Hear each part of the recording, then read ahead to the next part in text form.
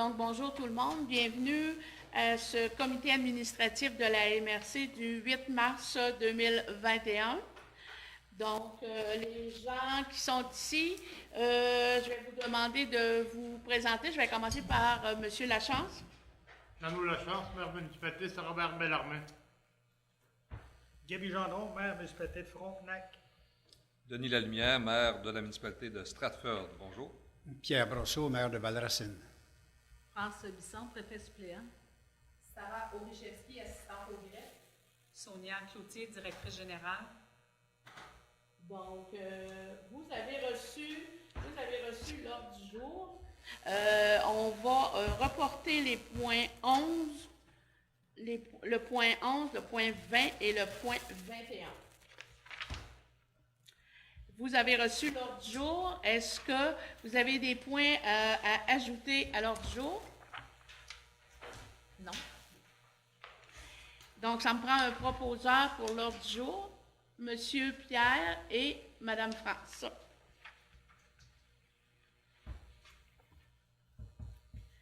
Le procès-verbal de la séance du 8 février 2021, vous en avez reçu une copie. Est-ce que c'est conforme à ce qu'on avait entendu?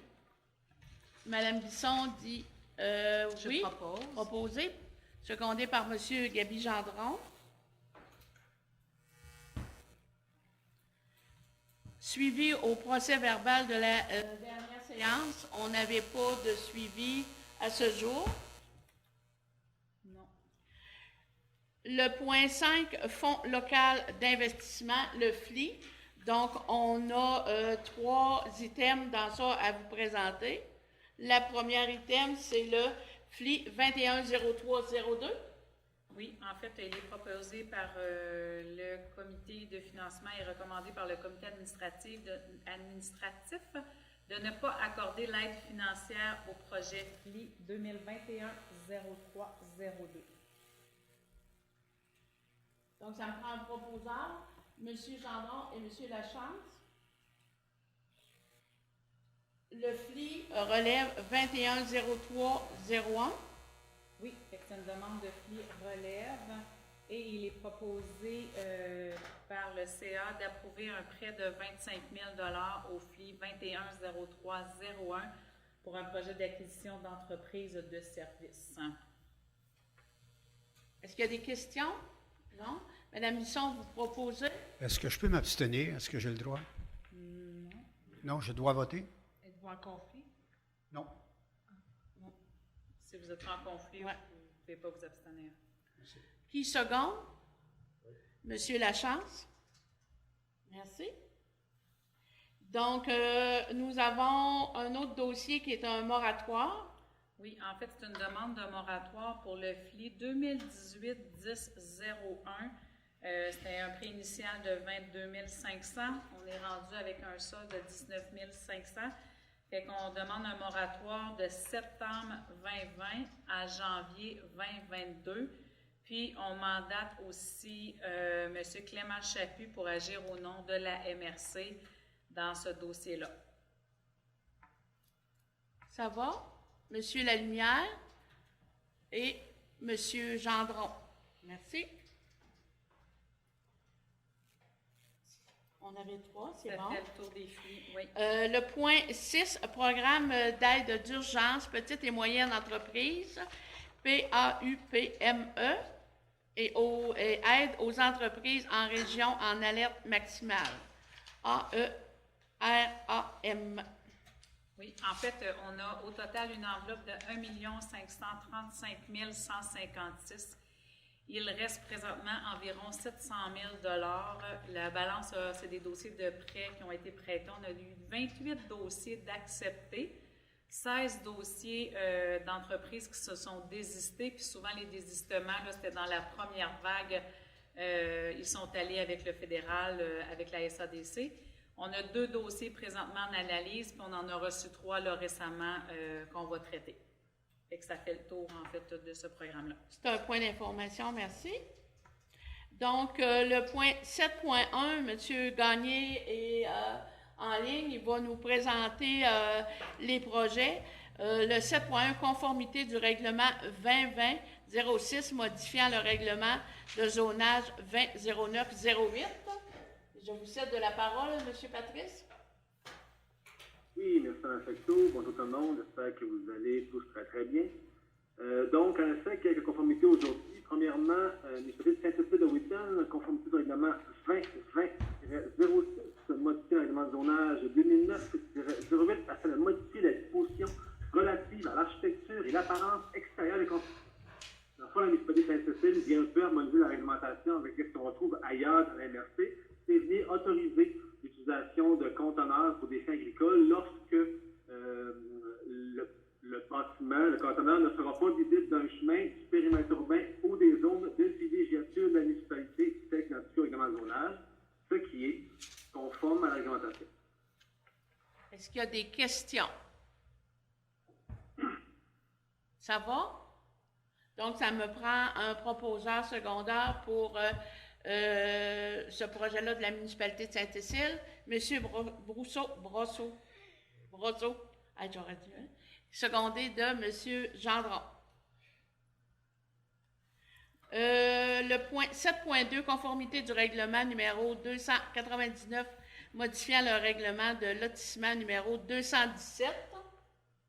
Patrice? Afin de modifier certaines dispositions relatives aux rues et aux chemins, nous sommes ici à Valracine. Donc, 4 éléments visés dans le règlement.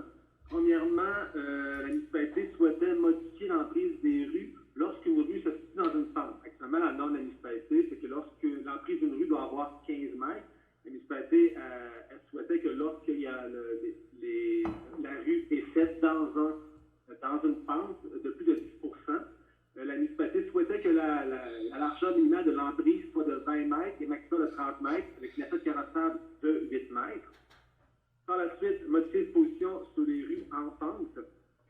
Toujours dans le fait que des rues avec une forte pente, la municipalité souhaitait que lorsque toute rue privée de plus de 350 mètres dans une pente moyenne de plus de 10 qu'elle soit construite en type palier. Dans le fond, que ce ne soit pas une rue en ligne droite, mais une rue avec des paliers pour éviter de créer des pentes trop directes lorsqu'on arrivait au niveau de la rue publique. Inclure des dispositions entreposage de neige sur un nouveau chemin. Dans le fond, la municipalité, ce qu'elle souhaitait, c'est que lorsqu'un nouveau chemin privé allait être construit et que ce chemin privé-là donnait accès à la rue publique et que c'était un chemin qui était fait pour des développements, la municipalité souhaitait qu'un espace soit réservé pour la mise en place d'entreposer la neige pendant l'hiver. Donc, il faudrait qu'il y ait un espace d'approximativement 420 mètres carrés avec entente entre les parties, soit laissé à la municipalité afin d'entreposer la neige l'hiver. Et quatrième norme, inclut une disposition relative au terrain communautaire pour le nouveau développement. Ici, la municipalité, en fond, elle vient intégrer des éléments de la loi sur l'urbanisme, article 117.1, qui vient dire qu'une municipalité peut demander, lorsqu'il y a un développement, si la municipalité a dit un développement de plus de 15 lots à bâtir, que le promoteur s'engage à laisser un terrain communautaire pour mettre en place d'un espace, des fins d'espace vert, de parc ou d'espace naturel. Le tout est conforme au schéma d'aménagement. Est-ce qu'il y a des questions? Ça va? Donc, ça me prend un proposeur, Mme Bisson et M. Lalumière. Le 7.3, conformité du règlement 301, modifiant le règlement de zonage 214. Patrice? Oui, afin de bonifier la réglementation, toujours à Valracine. Donc, 5 éléments touchés dans le règlement. Premièrement, le règlement vise à créer 2 nouvelles zones récréatives. Dans le fond, la première zone qui est créée, c'est un parti du terrain où le spa des Montagnais. La municipalité désire conserver l'espace pas à des fins commerciales et services, mais acceptait que le promoteur puisse garder certains espaces pour pouvoir mettre en place des chalets. Donc, on vient inclure une nouvelle zone plus bas au niveau du secteur du spa, toujours en conservant que le spa en tant que tel, le secteur du spa va rester commercial. Et aussi, pour créer une nouvelle zone récréative, on a fait une modification du schéma il y a quelques temps. faire un développement dans le secteur visé. Donc, on a créé une nouvelle zone récréative avec le secteur de la modification qui est attenant directement à côté du SPA, du terrain du SPA des Montagnais. C'est le voisin direct. Donc, on crée une nouvelle zone pour pouvoir permettre aux promoteurs de faire son projet. Par la suite, modifier les dispositions relatives à la hauteur des bâtiments. Avant, la municipalité avait une norme qui disait que, dans le fond, peu importe où on retrouvait un bâtiment accessoire sur le terrain de la municipalité, les normes étaient 6 mètres maximum pour tous les bâtiments accessoires. La municipalité a voulu maintenant diviser un peu les normes en fonction du périmètre urbain et de l'extérieur du périmètre urbain. Maintenant, à l'intérieur du périmètre urbain, les garages pourront avoir une hauteur maximum de 9 mètres sans dépasser celle du bâtiment principal. Et hors du périmètre urbain, ce sera la hauteur qui sera autorisée pour les bâtiments principaux sans le dépasser. Donc, c'est un peu aussi les normes qu'on trouve de manière générale dans les autres municipalités. Par la suite, inclure des dispositions sur le drainage de l'eau. Ici, la municipalité souhaite inclure des normes afin d'empêcher, si on veut, que les citoyens connectent leur égout pluvial ou leur drain de fondation au fossé municipal dans l'emprise de rue. Donc, pour éviter d'avoir un trop gros apport en eau, la municipalité vient dire aux gens qu'ils doivent faire une gestion de leur eau sur leur terrain et éviter que le drain se soit connecté ou se rejette directement dans le fossé pour éviter d'avoir un trop gros coup d'eau lorsqu'on arrive à la rue municipale. Surtout, bien sûr, dans le cas des terrains qui sont en pente, comme le nouveau développement que je viens de parler tout à l'heure. Par la suite, modifier les dispositions relatives aux chemins forestiers. La municipalité, ce qu'elle vient dire ici, c'est qu'avant, lorsqu'il y avait un promoteur faisait une coupe forestière, la municipalité demandait que le chemin ait une emprise de 30 mètres pour l'ensemble du chemin jusqu'à la coupe forestière. Maintenant, la municipalité vient dire, après qu'il ait analysé tout ça, vient dire que l'emprise de 30 mètres n'est pas nécessaire sur l'ensemble du chemin, mais seulement dans les 200 premiers mètres entre le chemin forestier et la voie publique pour s'assurer qu'il y ait assez de place pour les camions. Donc, avant, l'ensemble de l'emprise était 30 mètres. Maintenant, c'est regroupé seulement aux 200 premiers mètres du chemin forestier. Par la suite, dernièrement, inclure les dispositions relatives à la garde d'animaux de ferme dans le périmètre urbain. Dans le fond, c'est les normes que nous avons dans ce territoire de la MRC qu'on a écrit avec la municipalité de Notre-Dame-des-Bois. Dans le fond, c'est pour autoriser la garde d'animaux à des fins non commerciales. Dans le fond, une personne qui se garde des animaux pour lui, genre des poules, pour pouvoir sa consommation personnelle. Donc, on a écrit une norme qu'on commence à faire voyager un peu dans la MRC pour pouvoir permettre aux gens d'en garder chez eux à l'intérieur du périmètre urbain et dans les zones créatives. Donc, le tout étant conforme au chemin de la. Est-ce qu'il y a des questions? Non? Donc, ça me prend un proposeur, M. Lachance et M. Gendron. Patrice, on serait rendu au point 8, la firme embauche de la firme de l'étude d'opportunité en matière d'inspecteur en bâtiment et en environnement. Nous avons reçu, comme vous savez, des interprétations concernant le volet 4. Maintenant, nous serions prêts nous avons reçu l'offre finale de la firme pour procéder à l'étude. Nous sommes rencontrés en comité la semaine dernière pour ce qui de l'offre. Il y avait quelques éléments qui étaient à modifier dans l'offre qui a été déposée. Cependant, ce n'est pas des éléments qui avaient un impact sur le coût total. Donc, après discussion, le comité vous recommande d'embaucher la firme PC2, à savoir M. David Poiré, en fonction de l'offre qui a été déposée pour un montant total de 7 450 avant taxe, taxes incluses de 20 063 et 14, pour pouvoir faire l'étude sur les besoins en urbanisme des municipalités. Il y a quelques modifications dans ce qu'ils ont proposé, mais ça n'a pas d'impact sur le coût. Patrice, moi, j'ai pas bien compris le premier chiffre, là. Ton premier chiffre était, moi, j'ai compris 4 000, mais je pense que c'est pas ça. 17 450 avant taxe. OK, c'est 17 000, c'est pour ça là, que 450. 450 avant taxe. Fait qu'en fait, le rôle du CA, c'est de me mandater pour signer le contrat. Puis, on avait déjà prévu au budget ces sommes-là en aménagement pour ça. Puis, de donner le go à la firme demain matin de procéder. Est-ce Fait que qu'on est-ce qu'il y a des questions? Oui, monsieur, question. Est-ce qu'on a un délai? Quel est le temps accordé aux consultants? L'échéancier, Patrice. L'échéancier, est-ce que pardon, Tu peux répondre à M. on Brosseau? en avait parlé, hein, Patrice, là, tu l'as eu, En effet, la firme, je leur ai parlé la semaine dernière. Eux, on peut rapidement avoir une rencontre pour lancer le processus. Selon eux, ils prévoient environ un peu moins de 10 semaines pour faire le mandat. 10 semaines. Le mandat qui est dans 3 étapes. Premièrement, un portrait diagnostic qui va se résumer en fond à appeler les municipalités pour connaître leurs besoins. Il avait été soulevé par la firme que l'appel à la municipalité devait être fait avec le DG, l'inspecteur ou le maire. Par la suite, deuxième étape, c'est de rédiger 2 scénarios qui seraient les scénarios qui seraient les plus avantageux pour les municipalités pour répondre à leurs besoins. Et la troisième étape, c'était de mettre en place et de développer le scénario choisi. Donc, on avait 2 scénarios, puis finalement, après discussion, on choisit le scénario 2. Mais eux, ils faisaient un plan pour mettre en place ce scénario.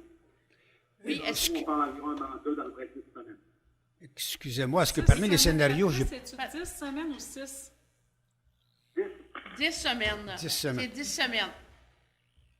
Oui, est-ce que vous avez une Est-ce que deuxième parmi question, les scénarios à considérer, il y a l'engagement par la MRC d'un inspecteur ou seulement les besoins auprès des municipalités? Est-ce que... Dans le fond, la firme va contacter les municipalités et en fonction de ce qui va ressortir, les scénarios peuvent être d'engager 20 inspecteurs à MRC ou bien ces municipalités-là devraient être ensemble pour ça va être en fonction du portrait qu'on va être capable d'établir les scénarios. Je ne peux pas vous dire ça va être quoi exactement des solutions, mais c'est vraiment établi. Ça va vraiment être établi une fois que le portrait va être fait avec les municipalités. Merci. Monsieur Lanière? Peut-être simplement ajouter que ça va être peut-être important au prochain Conseil des maires de dire vraiment là, à tous les collègues qu'ils vont devoir répondre rapidement pour que justement là, on puisse, je ne sais pas si c'est possible de comprimer davantage, mais au moins respecter cette échéancier-là. Il ne faudrait pas que les consultants attendent après les municipalités pour recevoir l'information. Donc ça, je pense que c'est un message important. Oui, parce qu'on en avait discuté, on avait dit aussi, ils vont recevoir les questions avant que les intervenants fassent les téléphones. Donc, c'est important que les municipalités fassent le devoir pour avoir les réponses aux questions que la firme va leur poser pour ne pas être obligé de revenir à une deuxième puis peut-être une troisième appel. Sur ça, madame. Autre chose, Patrice? Ça va-tu? Non, en fait, ça va être c'est parfait. Bon. C'est sûr que un élément important sur le montant que j'ai oublié de spécifier, c'est qu'il était conçu pour 20 municipalités. Quand on avait fait l'appel d'offres, c'était les 20. Par la suite, il y a 2 municipalités qui décident de ne pas participer à l'étude. Donc, le prix va sûrement être ajusté à la baisse parce qu'il y a 2 municipalités de moins. C'est beau. Okay, Merci. Merci bien, Patrice. On n'avait pas autre chose pour toi. Parfait. Merci. Madame Fecteau, je ne sais pas si je dois le dire au micro, mais je m'excuse, je dois quitter à ce moment-ci. Oui, Il y a une réunion du conseil à Stratford ce soir. Stratford, OK. Ah oui. On va l'indiquer au procès-verbal. Merci. Bon retour.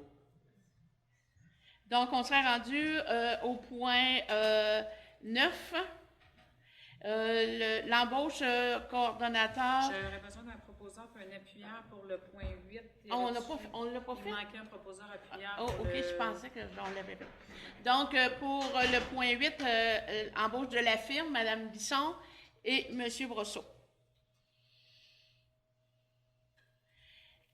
Le point 9, embauche du coordonnateur du plan de développement de la zone agricole, PDZA. Oui, en fait, on a formé un comité de sélection. Moi, Sonia à la direction, Patrice Gagné à l'aménagement. Nos 2 présidents de comité PDZA, M. Ghislain Breton puis Mme Marielle Fecteau. On recommande l'embauche de Mélanie Boucher au poste de coordonnateur du plan de développement de la zone agricole. Qui en fait la proposition? Monsieur Lachance? Madame Bisson?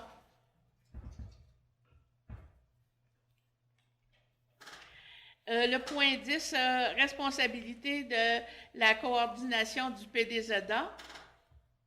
Oui, en fait, ce que je demande, c'est au comité administratif de faire une recommandation au Conseil des maires pour transférer la responsabilité du PDZA sous la gouverne de la... Là, présentement, c'est le responsable de l'aménagement du territoire qui a ça sous sa responsabilité. Fait qu'on propose au Conseil des maires de transférer ça sur la responsabilité de la responsable de l'évaluation et de l'environnement. Est-ce qu'il y a des questions? Non. Donc, qui en fait la proposition? Monsieur Gendron et Monsieur Lachance. Le point 11, on l'a reporté. Le point 12, politique de soutien aux projets structurants FAR volet 2. Oui, en fait, on a travaillé en atelier de travail tantôt pour revoir notre politique de projets structurants. C'est une obligation du ministère des Affaires municipales et de l'Habitation qui dit que la MRC doit élaborer la politique de soutien pour qu'on puisse avoir accès là, à nos différents fonds là, du FAR volet 2. Fait que cette politique-là va être déposée, là, c'est une recommandation du CA. Elle va être déposée au Conseil des maires du mois de mars. Ça va? Donc, ça nous prend une résolution pour déposer, une recommandation pour déposer la politique au Conseil des maires? C'est bien ça, la politique modifiée, oui. Madame Bisson et Monsieur Brosseau.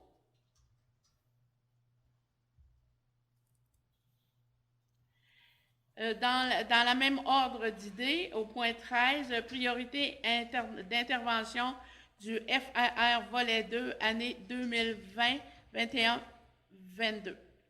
Oui, en fait, dans la même structure que tantôt, le FAR volet 2, le MAMACH nous demande d'adopter nos priorités d'intervention annuelles. Fait que là, ce qu'on vous propose, c'est d'adopter les priorités pour 2020-2021 et 21-22. On va adopter les mêmes priorités pour pouvoir accéder là, à notre FAR volet 2. Fait qu'on vous recommande de déposer au Conseil des maires ces priorités-là pour que celles-ci soient adoptées au Conseil des maires. Donc, dans la même ordre d'idée que tantôt, ça me prend un proposeur et un secondaire, M. Gendron, puis Mme Bisson.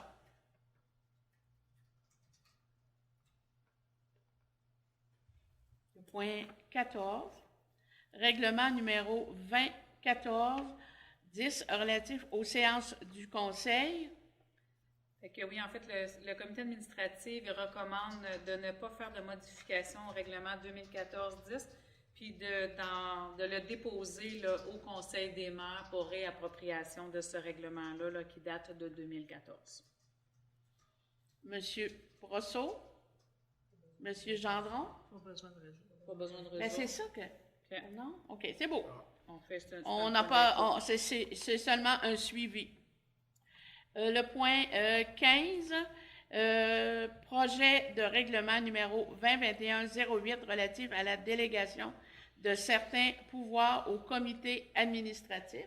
Oui, le comité administratif a travaillé un projet de règlement pour mentionner tous les pouvoirs en fait que le Conseil des maires, avec les années, lui ont délégués, parce que ce règlement-là datait de 2008.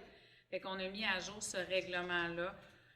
Puis ce que le CA recommande, c'est de le déposer au Conseil des maires, puis c'est un règlement qui va nous être utile aussi là, lors des prochaines élections pour que les prochains élus comprennent les rôles et mandats là, du comité administratif de la MRC du Granit. Fait que c'est une recommandation de dépôt au Conseil des maires. C'est beau? Donc, ça me prend... Pardon? Ça me prend un proposeur et un secondaire. Monsieur Gendron et Monsieur Lachance.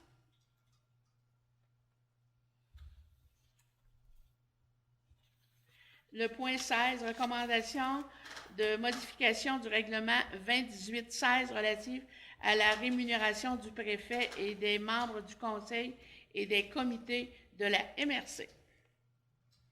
Donc, En fait, ce que le CA propose, c'est 3 modifications. C'est différentes modifications là, dans le règlement en lien avec le montant, un montant d'allocation de transition, un montant à l'article 7 à reformuler. Ça, c'est juste une reformulation. De venir préciser aussi l'allocation quand le CA siège en atelier de travail, puis sans CA qui suit.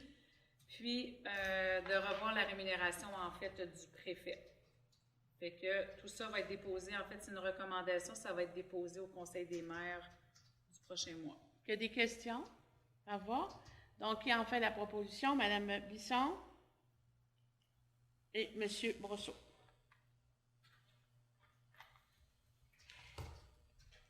Le point 17, c'est le mandat et rôle et responsabilité du préfet élu au suffrage universel de la MRC.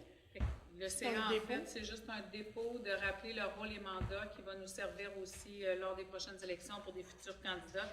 Fait que ça aussi, c'est un dépôt, on va le déposer au Conseil des maires du mois de mars.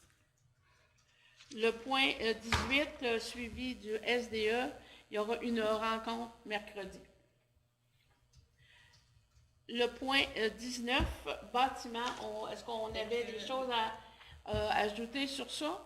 Bien, juste de vous dire que ça va vraiment bien, là, toute l'installation du recommissioning, en fait, sur nos économies d'énergie, fait qu'on a quand même fait des belles économies d'énergie là, dans le mois de décembre, là, qui était notre premier décembre ou janvier. Fait que je vais vous revenir avec des chiffres là, lors de la prochaine rencontre, là, mais vraiment, là, c'est des beaux dollars qui sont économisés présentement, là, fait que ça fonctionne très bien, ce qu'on est en train de faire. Donc, on s'est rendu au point 22. Prochaine séance du comité administratif. Sarah, est-ce que tu peux me donner... je cherche la date. Le 12 avril. Le 12 avril. À 15h30.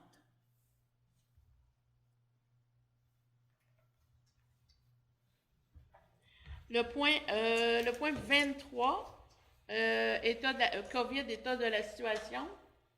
J'ai rien à ajouter. Là, on maintient les employés en télétravail, même si on est passé en zone orange parce que c'est la consigne du gouvernement de les maintenir le plus possible en télétravail. Fait qu'on a, comme convenu, là, encore quelques employés là, de services essentiels sur place. Le réceptionniste est toujours là en tout temps là, pour répondre au téléphone, puis la porte est débarrée aussi là, pour les gens qui se présentent à la MRC. C'est beau, merci. Le point 24, ressources humaines, on avait... En fait, on a 2 points à traiter. Oui. En fait, le CA recommande l'ouverture du poste d'adjoint exécutif. Fait que c'est une recommandation. En fait, vous approuvez. Non. Le CA approuve l'ouverture du poste d'adjoint exécutif. Fait que c'est une résolution que ça nous prend pour cette ouverture de poste-là qui était prévue, en fait, aux prévisions budgétaires. C'est beau. Est-ce qu'il y a des questions? Et en fait la proposition, Mme Bisson et M. Brosseau. La deuxième, en fait, c'est le CA qui fait une recommandation au Conseil des maires d'embaucher un agent de bureau pour le PDZA, pour l'environnement et pour l'aménagement du territoire. Fait qu'on va préparer la résolution là, pour bien expliquer au Conseil des maires ce nouveau poste qui serait ouvert. Fait que ça nous prend une proposition de recommandation. C'est pas un nouveau poste ouvert? Ben, en fait, c'est la réorganisation. C'est de la réorganisation de travail parce que ça n'implique pas de montant de sous supplémentaires, mais c'est un poste qui n'existe pas présentement, mais il n'y a pas d'investissement financier supplémentaire. Mais le poste est vacant dans le moment, c'est sûr que c'est pas ça la En fait, il y a plusieurs... Il y a un réaménagement du poste. Il y a un réaménagement, en fait. Il y a des tâches de PDZA qui vont être assumées par cette personne-là, qui avant étaient assumées par la coordination du PDZA. Puis il y a des tâches qui vont être pour aider l'administration, en fait, en environnement. Puis on ouvre 2 jours semaine pour venir aider la ménagiste parce qu'on est en 2e affichage de poste d'adjoint à l'aménagement puis qu'on n'a pas doté encore le poste. Fait que là, on vient pallier. Fait que là, il y a une partie qui est permanente puis une partie qui est temporaire dans ce poste-là. On va venir bien le détailler pour le Conseil des maires là, pour bien les informer. Merci. Mais ça va me prendre une proposition de recommandation du CA d'aller dans cette direction. M. Gendron et M. Brosseau.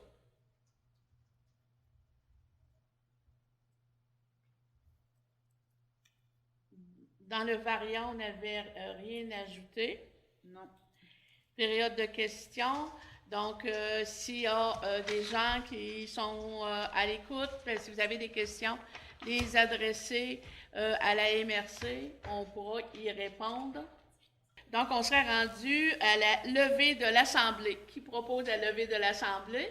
M. Lachance et M. Gendron. Donc, bonne fin